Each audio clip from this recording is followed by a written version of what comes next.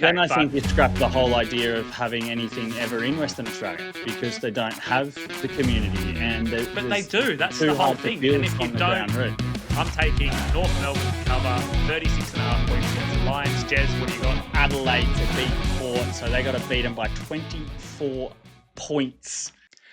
Welcome back to Ahead of the Game. It's Friday, it's the weekend, sports. We love it. We're going to talk about the WA Bears, Perth Bears, coming back to the NRL in 2027. Also, bang, bang, bang. Jez. Yes. Let's go. Brian, what are we doing? You can't just lead me into like that. Jez, let's go. What are we going? Jez, let's go. Let's go. WA, Bears. Queenslander. Last episode when I tried to introduce you because we'd already spoken for an hour beforehand, I got shit for that. So now it's just straight into it. Yeah, all right. Let's get into it then. WA Perth Bears were re-established, reintroduced, given the green light to re-enter the NRL from 2027. It's only a year away, year and a half. Yeah, crazy. It's got to be same quick. Year. PNG come in 27 as well. Ooh. Or a PNG, or a PNG not coming in, or they're the 18th 2028. 2028, so they come in after. Wow, they just jumped the queue, the old Bears, the little cheeky buggers. Yeah.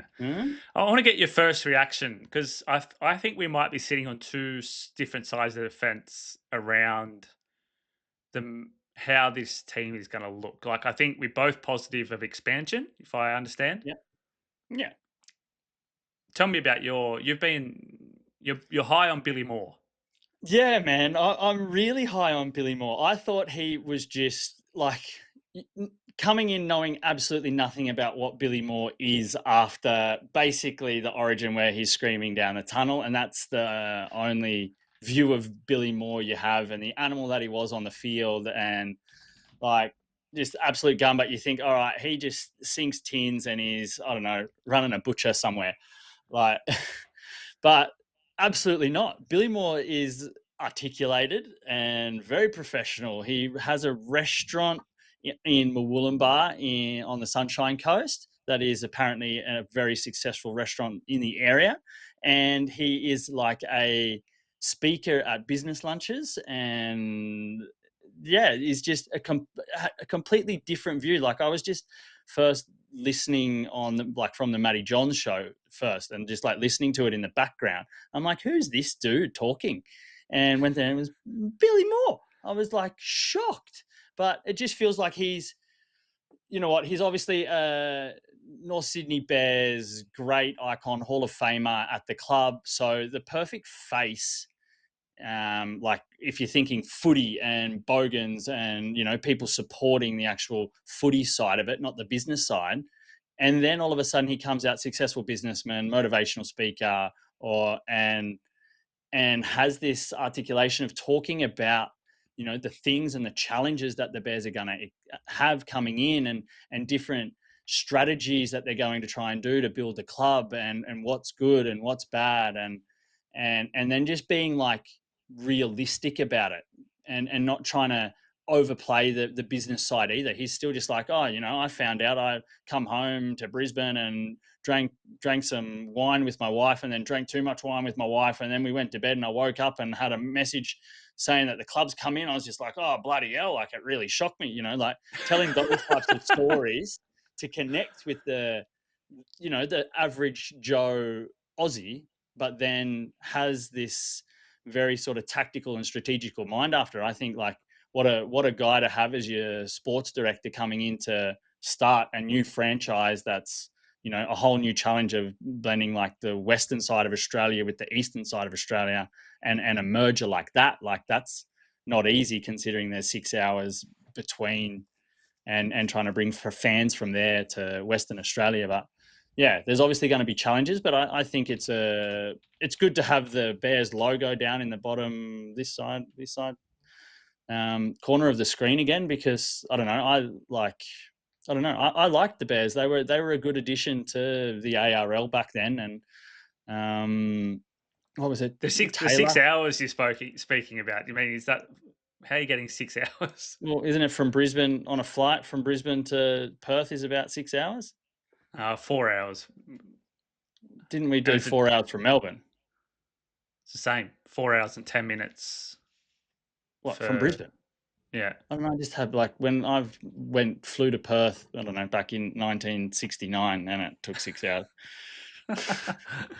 But still, it's a lot of kilometers at least. Like, there's gonna be some challenges trying to do it, but I don't know. I'm quite positive about it and think it's gonna be successful, but you're a little bit more, I don't know, hesitant.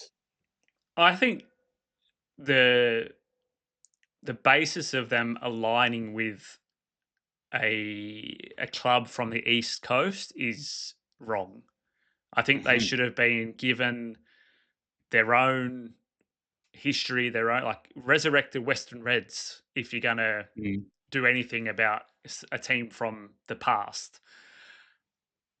There's so much to unpack here. So first and foremost, they spoke about this partnership, and it kind of felt a little bit that it was forced on WA from the beginning. That the NRL were never going to entertain a bid from Perth or from the WA region if it didn't include a partnership with a brand from the East Coast.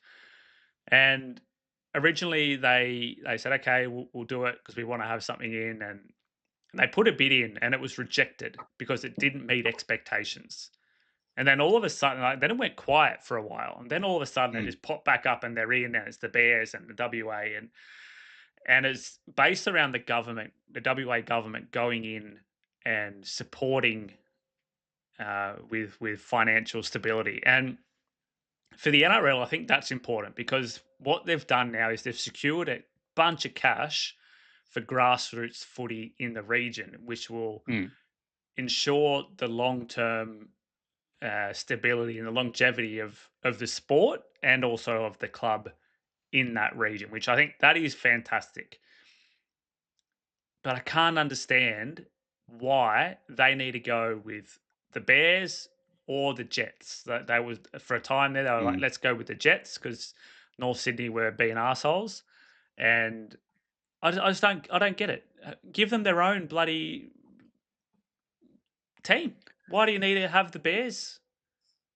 But don't you think it helps with the structure? It's like, especially when because you're going from a team then that is like from starting from nothing, where here there's already, it's like, say, the Dolphins. They got off to a good start because they're like one of the biggest clubs in Brisbane, and then you But they already have all have that that. behind you. You Yeah, have the but Western Reds, but you also have the West Coast Pirates that have been playing SG ball yeah, but and not lower grades for obviously years. not at the same level. And I think, What do you like, mean not the same I think level? the positive here though is you also then be able to build the club in North Sydney, where there is a very, very predominant, much more predominant rugby league community, and you can then start feeding players, getting players to play in the junior divisions in the North Sydney, where there is, I don't know, more players, better quality, and then feed them into the Western Australian team.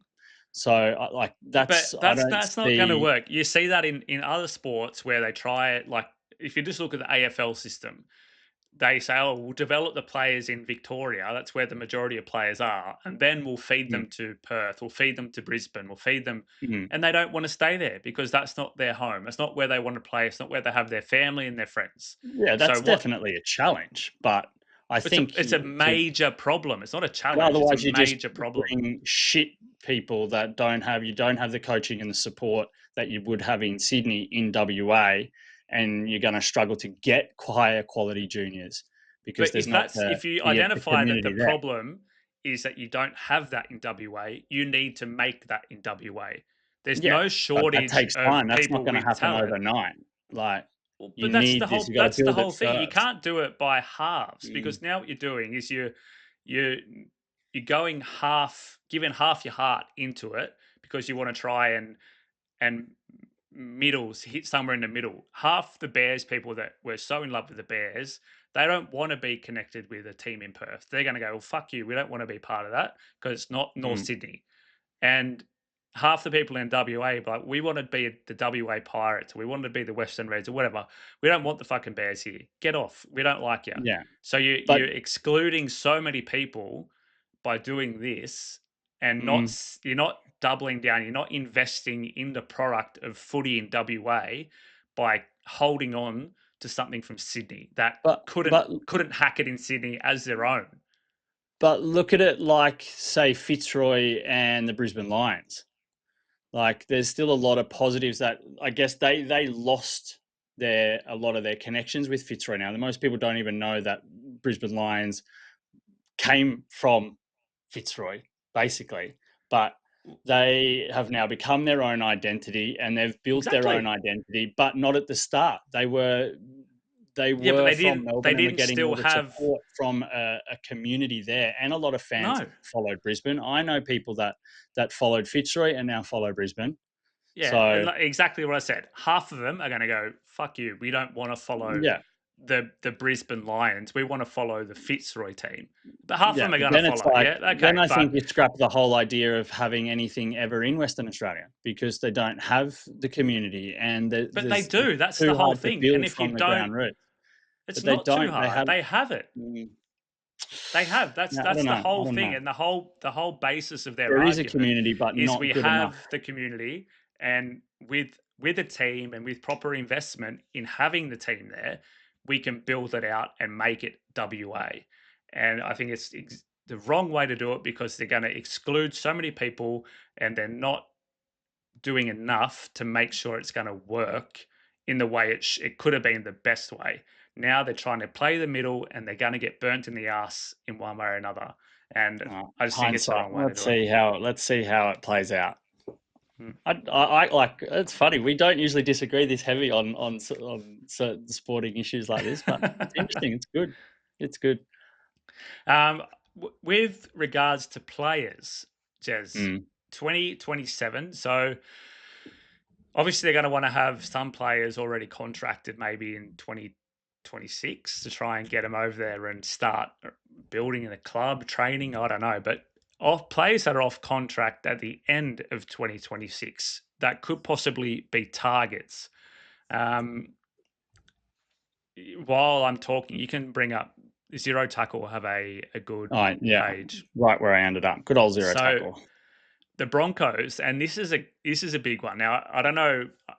I don't think you can see it happening, but Payne Haas is off contract at the end of 2026, Mm, and he could be a major target for this new franchise. You want to have, if you look at the way the Dolphins did it, they had old forwards, experienced forwards, and then they mm, took the chance on younger halves and younger backs. And I mm, think it's a good way to do it because the throughout the NRL history, you can see experienced forwards make such a difference in your week to week gameplay. You maybe you're not winning yeah. games, but in the development and the stability of your club, experienced forwards is important. You go Mm, down to also to the Raiders. Um, yeah, probably no one there. Zach Hosking off contract. Morgan Smithies, two names you might look at there. I mm, also didn't mention Jesse Arthars off contract as well at Brisbane. Um, mm. Bulldogs, Kickow, he'll probably stay at the Bulldogs. You'd imagine. You would I think don't so. see the Bulldogs letting anyone go that is of good quality because they're right in No. their premiership window. Yeah. Um, Yeah, man. It's like, I don't know, because I think definitely you've got to, like you said, chase the stability of forwards. But I think you've seen with the Dolphins, like, yeah, now Katoa is emerging as like one of the best, say, young players in the game, but still needs work. I think where they like have struggled is having just that leader in the halves. That you need to have a, like, if you can find a general, then it doesn't have to be the flashiest half, but I think you need a game manager more than anything else because, like you said, that one soul can then lead these young backs that you're going to put, like, I don't know, take a risk with, you could say. But if you've got that one stable half, you're a strong 7 that can just control the game, direct the play, then I think that's incredibly, incredibly important. Needs to be one of the first pieces, and that's where the Dolphins sort of failed. They chased them all, but couldn't nail one down. It's a big risk for a half that has. If you're at the top of your game, it's a pretty big call to go to a new club. It's like, I don't know, almost like Jerome Luai going to the West Tigers. Also, massive call going from being a 4-time champion to 3-time wooden spooner. Takes balls. Unfortunately for the Bears, there is no solid halfback on the market. The closest you're going to get is Lockie Galvin. You don't know where he's going to end up at the end of this year. That'd be interesting, wouldn't it? Wow. Sandon Smith from the Roosters. Sandon Smith, yeah. A lot of talk that Cherry Evans is going to sign with the Roosters, so that might push Sandon Smith out. Yeah. Ilias, that's a pretty much a given, I think. Cherry Evans isn't going to go anywhere but Sydney. His kids are like deep. They're like in the, I don't know, I think they're early teenagers at school. He's not moving from Sydney. So.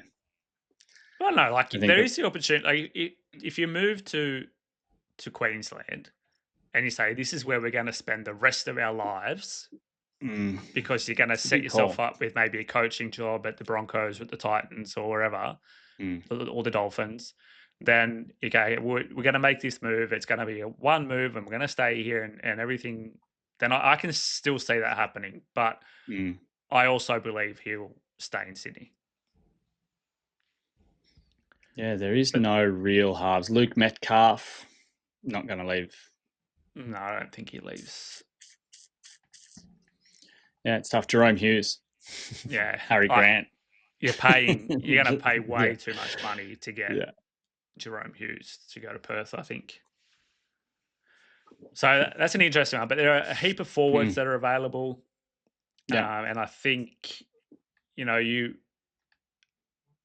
you didn't see really any proper marquee signing for the Dolphins where you're like, this is the guy, the face of the franchise. And I think the Bears should go down the same path, spread the money evenly to try and get experience in as many spots as possible, and then work that for a couple of years. And then maybe either you get a guy like Katoa that blossoms and he's your marquee, or you then can say, okay, now we've got the systems in place. Let's sign our marquee. Let's sign our Kalen Ponga or pay David Fafita another $1 million to play for the Pirates in the reserve grade. Yeah. Bring in the fans. You have to run out of North Sydney Oval in the New South Wales Cup instead of the Jets in the Queensland Cup. Yeah, that's right. Well, so I mean, it is exciting to have another team in, or another two teams on their way in. It means for at least 1 year we'll be without the bye round every week, but another game. See how that affects Supercoach. See how it affects the season in general by having an extra game every week. Where do they play it? Do they play it on a Sunday? Do they play it on a Monday? Or 4 games on a Saturday. Yeah, that seems to be probably the most likely, right? I think Sunday. Because the games are spot. You think they'll play 3 on Sunday? Yeah.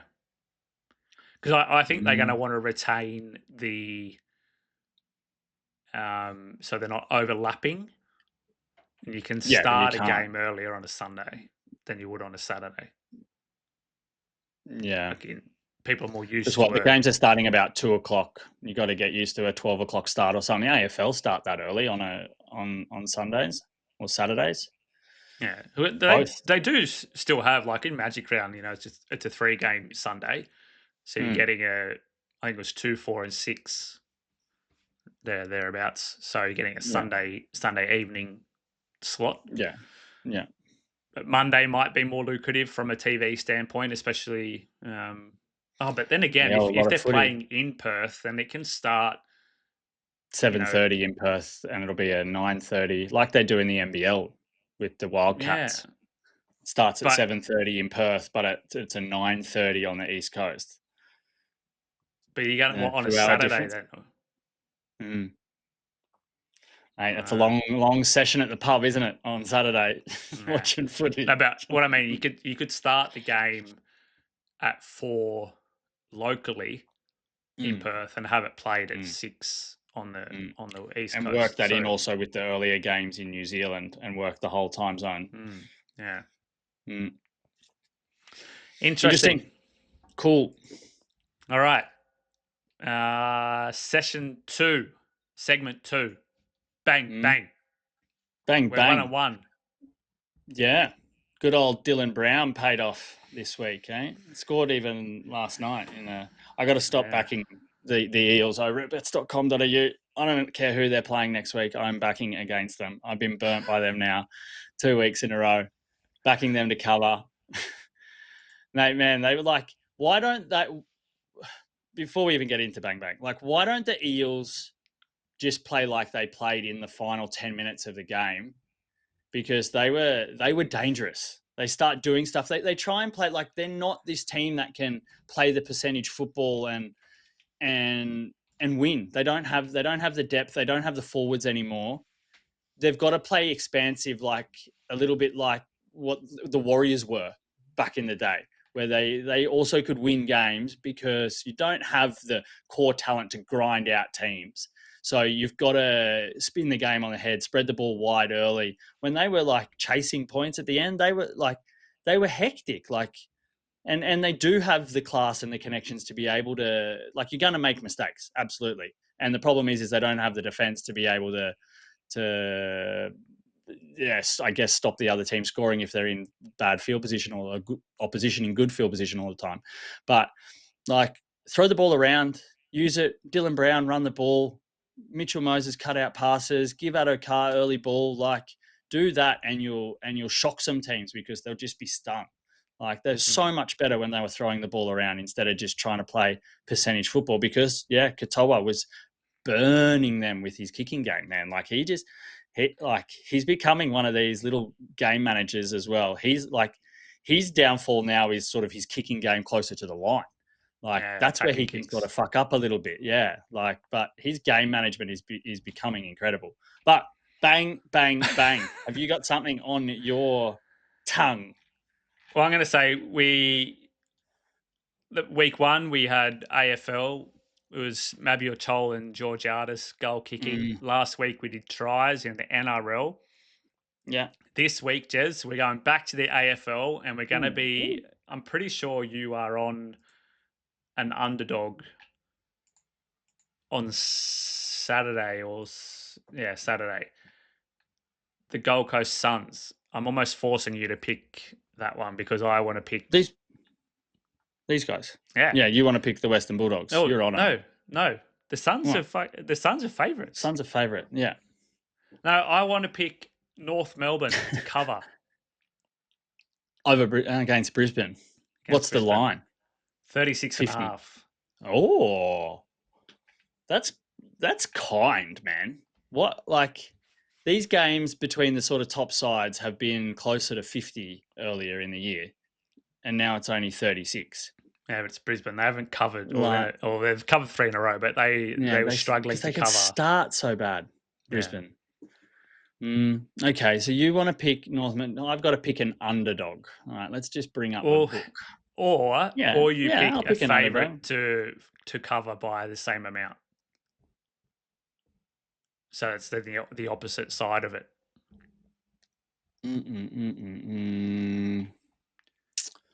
So you could say Hawthorn to cover by that amount against Melbourne. The line is obviously a bit shorter there, but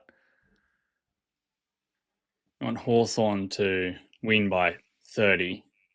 36.5. How much? How 36.5? How much do you want to give me in the margin in Adelaide versus Port Adelaide in the showdown? It's Adelaide are 14.5 point favourites. How much do they need to win by to make this a fair bet? I'm just so off Port right now, so I just want to. And Port will probably win. Like you're back heavy against them when they played Hawthorn and they got the win against Hawthorn. But I'm just going to or see the what Suns. our No, I can back in the Suns to have a good win against Western Bulldogs. Back the trends. Suns have won 6 in a row at TIO. They beat Geelong by 60 there last year. yeah, but so the number in our modelling is 22. So Adelaide would need to win by at least 4 goals, 24 points. Yeah, I'll take that action. Okay, I'll take that. So a 24-point win to Adelaide or a cover, 36-point cover by North Melbourne. All right, let's just do this so I can cut it out and put it at the start of the episode. 6.5 points against the Lions. Jez, what do you got? I'm going to give you another 10 points on the cover for Adelaide to beat Port. So they got to beat them by 24 points. Bang, bang, bang. Bang, bang, baby. Perfect. All right, so we're 1-1. Yep. These are big calls. I like these. One. These are this is good because they're just outrageous. And I can't even believe that. Oh, I just disappeared there for a little bit. The Chol one was pretty safe, but last week was good. These try scorer, and we're stretching some big odds. I wonder what do you get for the alternate line on Adelaide at 24. Love how we just started to dive back into betting. Can't get away from it. No. Well, 23 and a half minus is 7 and 7.25, and 25.5 is 8. So you're not getting a 24, but 24 and a half. Wrong team. 245. Wrong team. 245. Yeah, I was looking that's at not Port. much. That's not much, man. Right, take it. Got it. I'm gonna. All bet right. it. I'm not gonna bet on it in real life because then it'll lose. I'm gonna bet on it. It'll lose if I don't bet on it anyway. These days, having a bad stretch. All right. Check out all the game previews on bets.com.au. Follow us on the socials, and we'll see you next week for our round recap. Oh, it's not on this channel. Head over to Bets to look at that. Yeah, Bets channel. And but you're going to do a round preview on here or on the other one? I don't know. Can do it on both. See how it goes. Awesome. Do a full round preview. Get your footy tips in early. It might be called pub tips or something. Sounds good. Let us know. Have a good weekend, bro. Good weekend. You too, mate. But just one more thing. Yeah. Hang with us and stay ahead of the game. You almost forgot.